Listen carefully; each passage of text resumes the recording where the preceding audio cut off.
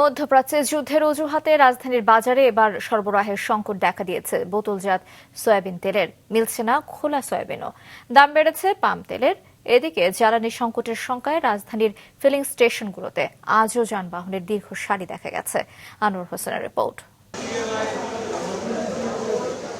রাজধানীর বাজারে সরবরাহ সংকট দেখা দিয়েছে বোতলজাত সয়াবিন তেলের। কিছু দোকানে 2-1টি করে 5 ও 2 লিটারের বোতলজাত সয়াবিন তেলের দেখা মিললেও মিলছে না খোলা সয়াবিন তেল। যাদের কাছে আছে তারা নিচ্ছে বাড়তি দর। এই সুযোগে পাম তেলের দামও বেড়েছে লিটারে 4 থেকে 5 টাকা। মূলত পর্যাপ্ত সরবরাহ না থাকায় এমন সংকট বলছেন ডিলাররা।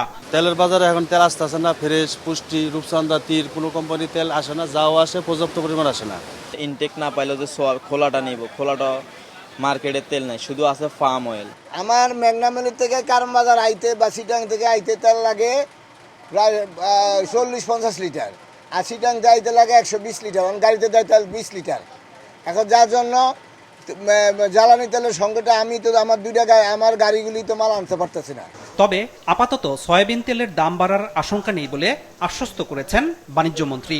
তেলের দাম 1 ফুটও বাড়বে না, একটু বাড়বে না। দয়া করে আতঙ্কিত হয়ে বেশি বেশি কেনার প্রতিযোগিতায় নামার কোনো দরকার নাই, কারণ বাজারে এটার পর্যাপ্ত সরবরাহ আছে। যে জিনিস আছে সেটার জন্য প্রতিযোগিতা করার দরকার নাই। এদিকে জ্বালানি সংকটের শঙ্কায় রাজধানীর ফিলিং স্টেশনগুলোতে আজও যানবাহনের দীর্ঘ সারি দেখা গেছে। সরবরাহ নেই জানিয়ে অনেক পাম্পেই বন্ধ রয়েছে তেল বিক্রি।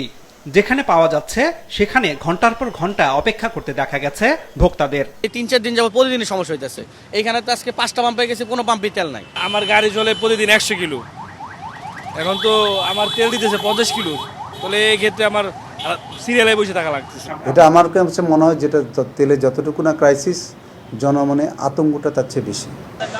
এদিকে অপ্রীতিকর ঘটনা এড়াতে পাম্পগুলোতে পুলিশি টহল জোরদার করার কথা বললেও তা দেখা যায়নি। আনোয়ার হোসেন, মাছরাঙা সংবাদ, ঢাকা।